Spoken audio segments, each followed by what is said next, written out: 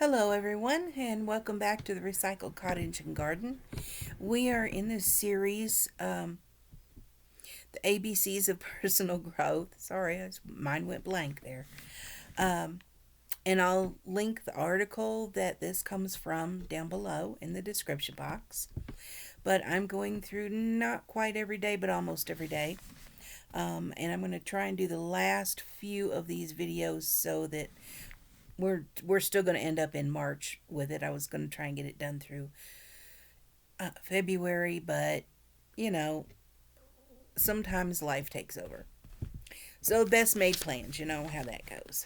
I'm going to try and keep the glare off my glasses. I can't promise it's weird. Um, okay. Today's letter is U, and U is for unplug. Specifically, unplugging from technology. Except for the computer that I do check a couple of times a day because I have online sales. I'm trying to limit more time that I'm actually on. There are YouTube channels I like to watch. There are a few blogs that I like to read. I do keep up with my email and some friends on Facebook. Although that one's not a necessity, I can ignore it for several days and it's no big deal. Um, what the article talks about is unplugging from technology and spending time with your family and friends. Face to face, actually talking, not texting. Spend time in nature. Or just be. Just not have it. And I don't have a smartphone. I may get one because I think I have a good deal where I can get one.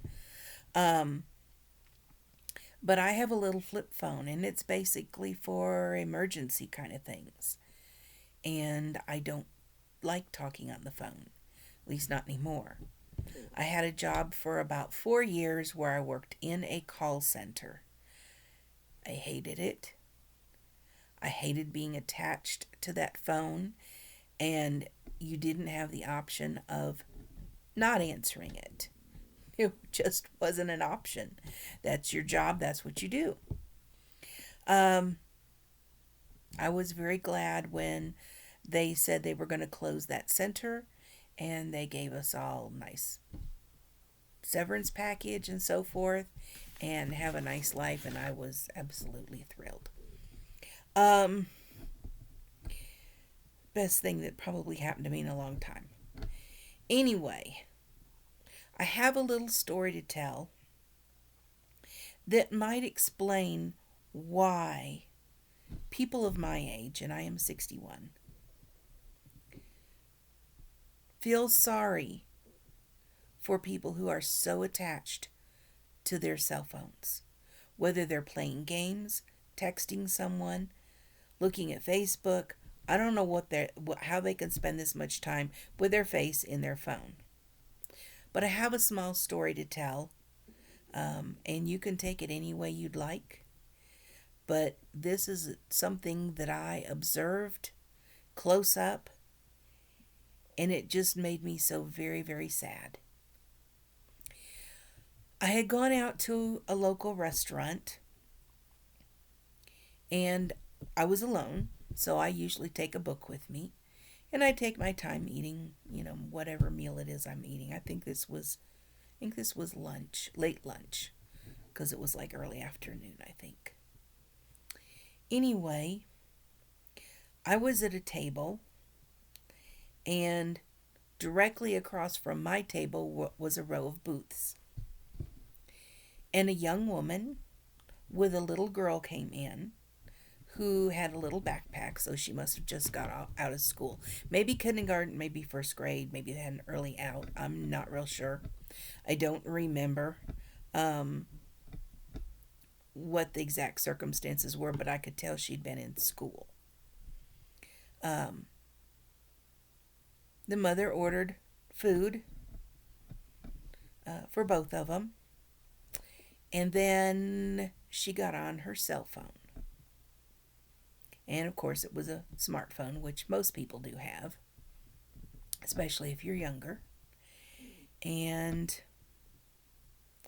the little girl was desperately trying to get her mother's attention and trying to tell her something about what happened in school. And the mother was totally ignoring her. The little girl picked at her food, and when her mother still wasn't paying any attention to her, didn't want to listen to her, didn't want to talk to her, nothing except that phone stuck in her hand in front of her face. The little girl took extra measures. She decided, well, I'll go sit by Mommy. But she didn't just scoot out of the booth and go sit beside Mommy because Mommy was sitting at the end. No, she went underneath the booth, underneath the table, and climbed up into the booth next to her mother, next to the wall. It didn't do any good. The woman still ignored her child. How many of you have gone into a store where a child is trying to get their mother's attention and their mother is busy buying groceries or whatever else they're shopping for, and the kid's going, Mommy, Mommy, Mommy, Mommy, and tapping on them. It's like a broken record. Mommy, Mommy, Mommy. And the mother is totally oblivious. Totally oblivious. Does not hear the child, does not feel the child, doesn't see the child, isn't even aware she has a child at this point. I don't understand that. I really don't. Now, granted, I've never had children, but I was one once. And if I'd done that, my mother would have taken hold of my arm and whispered in my ear, do you want me to punish you right here in front of all these people? And that was enough to straighten me up and shut my mouth. And then she would say, now, what is it that you would like? What do you want to tell me? And then I didn't have to go on and on and on with Mommy, Mommy, Mommy. It was just, maybe one tug or one tap on her arm. And if I got a little bit out of line, I was pulled back into line very quickly. Apparently that doesn't happen anymore. You can't even threaten your children in a whisper. But anyway, I digress. Let me check. Okay, let me turn that up. That should help a little. It just made me extremely, extremely sad for this little girl who just wanted her mama's attention, wanted to tell her about her day at school. Her mother never asked her about her day. Her mother never said anything. She's like, well, just sit there. I'm going to order you something to eat. That's the last she said anything to her. So the child sat there, bored, unappreciated, unattended, basically. I mean, the kid could have been doing somersaults in the alleyway there, and I don't think the mother would have noticed. I just don't understand that kind of behavior from the mother. If grandpa was in the hospital or something and she was talking to the grandma, that might have been different. But I don't think that was the case at all. So, next time you're stuck on your phone and you're ignoring your family, whether it's your child or your spouse or just your friends that's sitting there with you, think about it. What's really important? What if something happened and you didn't see those people anymore? What if you died? What if one of them died? Would you be thinking, well, wonder why I decided that texting somebody or looking at Facebook was so much more important? The whole point of this is to have personal growth. Personal growth includes a lot of things. A lot of things. And part of that is enjoying the relationships that you have with other people, whether they are family or friends or acquaintances, and enjoying your own company without the clutter of a cell phone, a computer, a TV, or a radio that is on constantly. I can talk about this. I don't own a TV anymore. I rarely listen to a radio, only if I'm traveling on a long drive. And you know how fun that is to find a radio station. Um, I have had times where the internet is my only means of communication with people. It is my only means of entertainment. Um, and I have spent way too much time on it. Usually when I'm alone, not so much when there's another person there. But I'm trying to start limiting it because it can take over your life just like the TV can. My mother is a prime example. She was an only child, grew up during the Depression era. She was left at home alone quite a lot from the age that she was old enough to watch out for herself. Because there was no other option, because both parents had to work. And in order to not be afraid of being alone, she always had a radio on.